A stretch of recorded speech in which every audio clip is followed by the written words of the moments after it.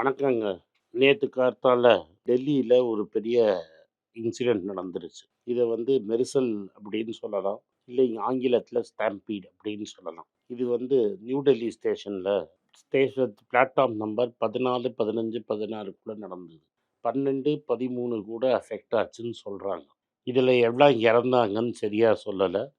அங்க ஐ விட்னஸ் அக்கவுண்ட்லாம் 100க்கு மேல இறந்திருப்பாங்கன்னு சொல்றாங்க.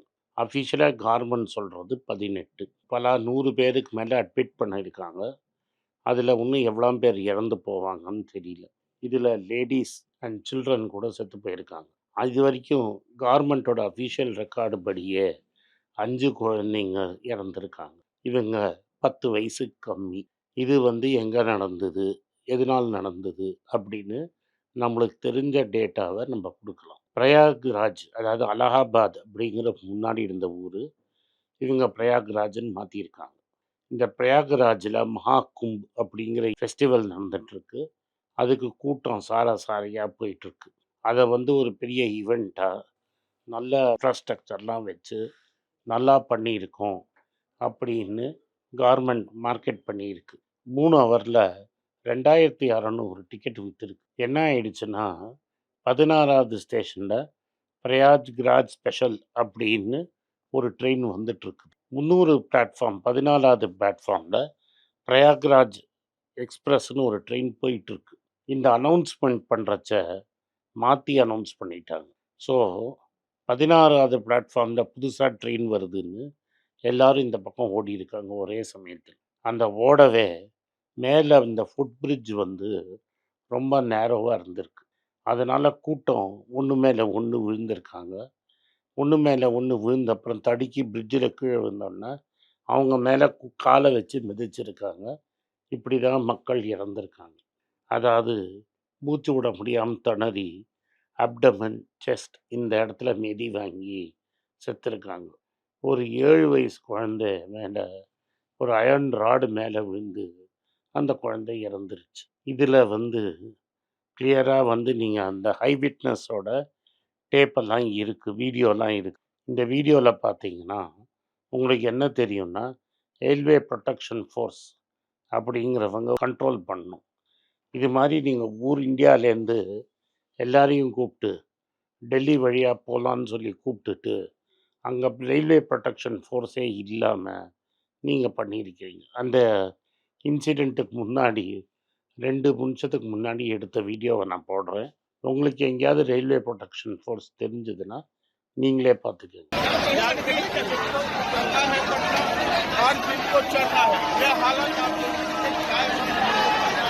இந்த ரயில்வே புரொடெக்ஷன் ஃபோர்ஸ்ல ஆட்கள் இல்லாதனால, கிரவுட ரெகுலேட் பண்ணாதனால தான் இது பெருசா நடந்து, ஒரு ஹியூமன் அல மாரி அடிச்சு மக்கள் செத்துட்டாங்க. இதே மாரி 2010ல நடந்தபோது, அன்னைக்கு இருந்த பிஜேபி தலைவர், இன்னைக்கு ஐடி சீஃப் அமித் மால்வியா என்ன சொன்னார்னா, நாங்க இருந்தா ரயில்வே மினிஸ்டர் ரிசைன் பண்ணிடுவாரு அப்படின்னு சொல்றாரு. இந்த கரண்ட் ரயில்வே மினிஸ்டர் அமித் வைஷ்ணவாங்கிறவர் வந்து பல நியூமரஸ் ஆக்சிடென்ட் இங்க திருவள்ளூர், ஒரிசா இங்க அங்க ஆக்சிடென்ட் நடக்காத இடமே கிடையாது.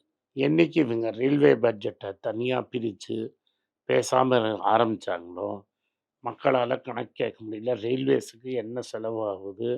எவ்வளோ செலவாகுது? சேஃப்டிக்கு என்ன செலவாகுது? ஆட்கள் எவ்வளோ இருக்காங்க?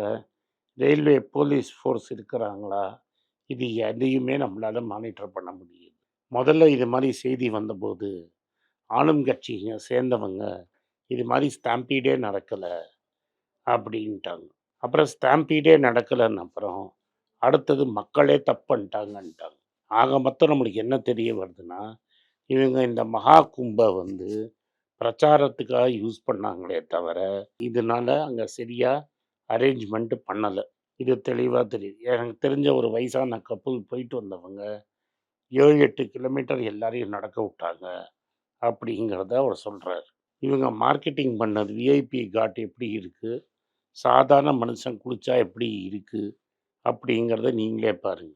ஒரு 10 நாளைக்கு முன்னாடி அந்த பிரயாக்ராஜ் இலகாபாத்லயே ஸ்டாம்பீடு நடந்து அமாவாசைக்கு முன்னாடி நாள் ஒரு 300 பேர் செத்தாங்க. எவ்வளோ பேர் அஃபிஷியலா செத்தாங்கங்கிறத நம்மளுக்கு சொல்லலை. அங்கே இருக்கிற சோர்சஸ் ஹிந்தி யூடியூப்பில் இருக்கிற பெரிய ஜேர்னலிஸ்ட்லாம் 700-800 பேருக்கு மேலே எழுந்திருப்பாங்கன்னு சொன்னாங்க. சுப்ரீம் கோர்ட்டில் இதுக்கு என்கொயரி நடத்தணும், ஓப்பனாக பப்ளிக் என்கொயரி நடத்தி என்ன ஆச்சு அப்படிங்கிறது எல்லாருக்கும் தெரியணும் அப்படின்னு போட்டும்போது சீஃப் ஜஸ்டிஸ் என்ன சொல்லிட்டாரு, இதுக்கெல்லாம் ப்ரோபெல்லாம் தேவையில்லை, நீங்கள் ஹைகோர்ட்டில் போய் கேட்டுக்கங்க அப்படின்னு அதை தள்ளுபடி பண்ணிட்டார். அதுக்கப்புறம் அதை அப்படியே ஒரு அமுக்கிட்டாங்க. ஆக்சிடெண்ட்டாக எப்படி மகா கும்பில் இழந்தாங்க, எப்படி அங்கே ஸ்டாம்பீட் நடந்தது, யார் தப்பாக பண்ணாங்க, என்ன விஷயம், எப்படி இவ்வளோ உயிர் பலியாச்சு அப்படிங்கிறது இனிமேல் நம்மளுக்கு தெரியவே தெரியாது. ஏன்னா ஸ்டேட் கவர்மெண்ட்லேயும் யோகி, சென்ட்ரல் கவர்மெண்ட்லேயும் அவங்களுக்கு வேணுங்கினவங்க. அதனால் இதுக்கு என்கொயரி இல்லாமையே முழு பூசணிக்காவை சோத்தில் மறைச்ச மாதிரி இதை மறைச்சிருவாங்க. இதே மாதிரி டெல்லியில் இதே முழு பூசணிக்காவை சோத்தில் மறைக்கிறதுக்கு ஒரு எஃபர்ட் நடக்குது.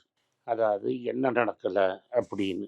இப்போ ரயில்வே பக்காவாக சென்ட்ரல் கவர்மெண்ட் கையில் இருக்குது. இது டெல்லி கவர்மெண்ட் இருந்தது, அவங்க தப்புன்னு சொல்ல முடியாது. ஏன்னா டெல்லி கவர்மெண்ட் லெஃப்டினன்ட் கவர்னர் கையில் தான் இருக்குது. பட் இது டெல்லிக்கும் ஆட்சிக்கும் இதுக்கும் சம்மந்தமே கிடையாது. இது முழுக்க ரயில்வே கையில் இருக்குது, அஸ்வினி வைஷ்ணவ் கிட்ட தான் இருக்குது. அவர் ஏன் ஆக்ஷன் எடுக்கலை? இப்போ அந்த ஏரியாவோட டிவிஷனல் இன்ஜினியரும் ஜெனரல் மேனேஜரை வச்சு ஒரு என்கொயரி வைக்கிறாங்க. எப்படி நானே தப்பு பண்ணிவிட்டு நானே என்கொயரி வைக்கணும்னா அது எப்படி நடக்கும்? இது எப்படி இருக்குன்னா, திருடனை பிடிச்சின்னு நீயே என்கொயரி பண்ணு, நீயே போலீஸ் வேலை பார்த்து யார் திருடினான்னு கண்டுபிடி அப்படின்னா நான் திருடுவான் யாருன்னு சொல்லுவேன்னா, திருடனோட நண்பனை என்கொயரி பண்ண சொன்னால் அவன் கரெக்டாக என்கொயரி பண்ணுவானா? என் நம்பன் தப்பே பண்ணல, கற்பூரம் ஏற்றி சத்தியம் பண்ணுவான். மக்கள் தான் தப்பு பண்ணிட்டாங்க. இது மக்கள் எப்படி தப்பு பண்ணாங்கன்னே தெரியாது. போட்டது நீங்கள் ரயில்வே எம்ப்ளாயி தான் அனௌன்ஸ் பண்ணியிருக்கிறாங்க. 14 தப்பாக சொல்லிட்டாங்க. பிரயாக்ராஜ் ஸ்பெஷலுக்கும் பிரயாக்ராஜ் எக்ஸ்பிரஸுக்கும் மக்களுக்கு சந்தேகம் வந்துருச்சு. இப்படி ஒரு 3 ஹவரில் 3000 டிக்கெட் விற்றுருக்கீங்க. நீங்கள் தானே கேர்ஃபுல்லாக இருந்திருக்கணும். எவ்வளோ பேர் செத்தாங்கன்னு கிளியர் நியூஸ் சொல்ல மாட்டேங்கிறீங்க, எவ்வளோ பேர் ஸ்டேஷனில் இருந்தாங்கன்னு சொல்ல மாட்டேங்கிறீங்க, எவ்வளோ பேர் அடிபட்டு ஹாஸ்பிட்டலில் இருக்கான்னு சொல்ல மாட்டேங்கிறீங்க. எல்லா விஷயத்தையும் ஏன் மறைக்கிறீங்க? செத்து போனவங்களுக்கு பிரைம் மினிஸ்டர்ஸ் ரிலீஃப் ஃபண்ட்லேருந்து ஆளுக்கு 10 லட்ச ரூபாவும், பீகார் கவர்மெண்ட்டு 2 லட்ச ரூபாவும் தரதா இருக்குது.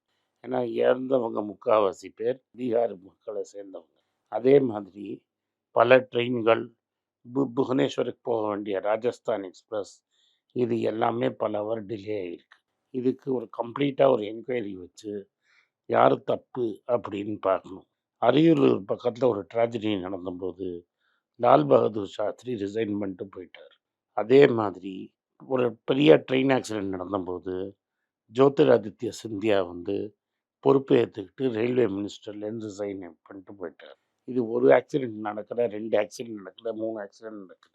பல ஆக்சிடெண்ட் 10க்கு மேலே ஆக்சிடெண்ட் நடந்து இன்னும் இந்த ரயில்வே மினிஸ்டர் ஃபெஃபிகால் போட்டு சீட்டில் உட்காத்தி வச்சிருக்கிறாங்க.